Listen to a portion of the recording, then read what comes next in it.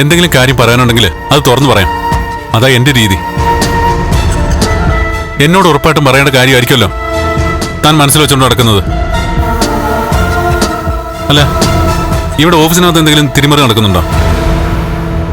അങ്ങനെങ്കിൽ ഉറപ്പായിട്ടും എനിക്കത് പറയാം.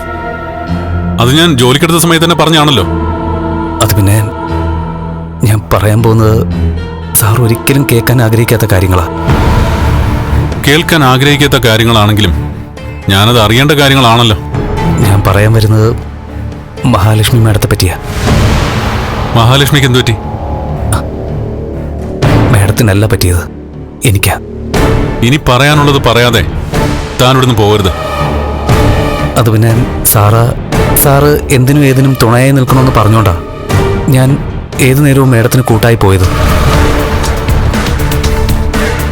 ആദ്യമൊന്നും കുഴപ്പമില്ലായിരുന്നു. എന്നെ ഒരു ആങ്ങളെ പോലെയാണ് കണ്ടത്.